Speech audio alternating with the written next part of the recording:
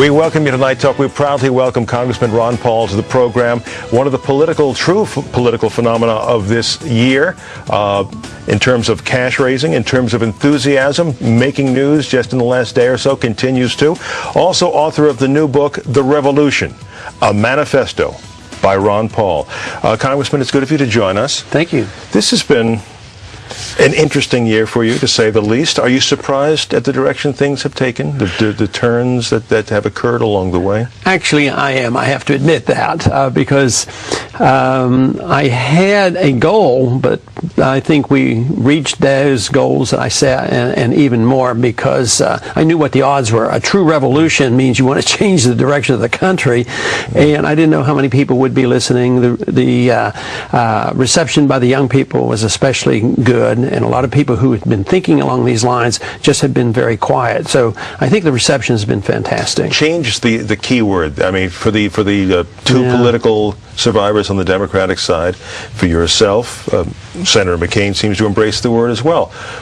Is it more than just a political buzzword? Do you detect a hunger in our society for change in all its manifestations larger than you expected it was going to be as well? Well, and that wasn't a plan. We just don't like the status quo. We don't like the spending and the deficits, the foreign policy, the monetary policy. So we're talking about change. And I think others have picked up on this, and they use those words because the people are sick and tired of what they have.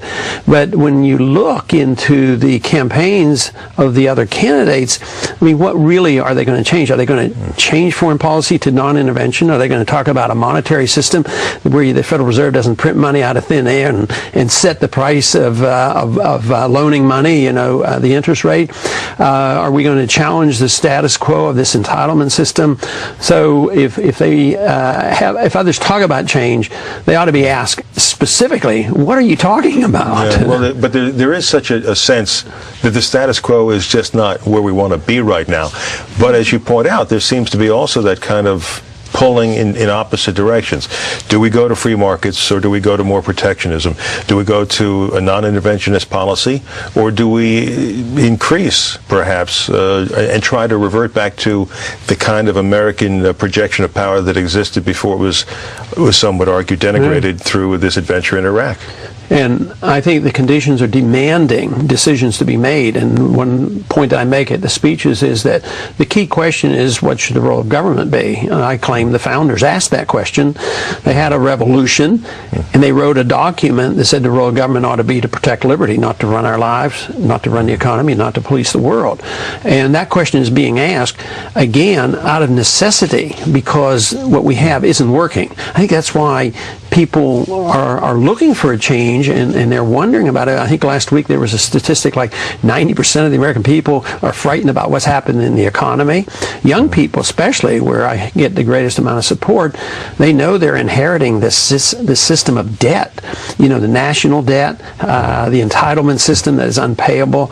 So they want answers, and of course I try very hard to provide some answers to that. In your book, which does have the founders' handiwork on the cover here as well, your revolution, your manifesto, what do you mean by that? It means that in many ways just to restore our Constitution. Unfortunately, that's a revolutionary idea. We all go to Washington. We all take an oath to obey the Constitution. It shouldn't be even negotiable. And yet today, if everybody followed the Constitution as they should, it would be revolutionary, because we wouldn't be policing the world. We would not be running up these deficits on a welfare state. The federal government wouldn't be running education. They wouldn't be mismanaging the medical care system. All the things that they have done, there's no place in the Constitution for our government to fix farm products, and on and on. The founders knew very early on they had to incur debt in order to keep this country running. In that wonderful book and series, John Adams, we saw him over there in the Netherlands taking on our first national debt, as it were. And they also knew that they had to find, as much as they wanted to stay away from foreign entanglements, They had to cut deals with the French and the English. Yeah. So they were better at theory than they were at practice. Even Jefferson, who was our greatest theoretician, he had some infraction. But Jefferson also argued that he had wished they had put it into the Constitution that our government couldn't borrow. I would like to have seen that.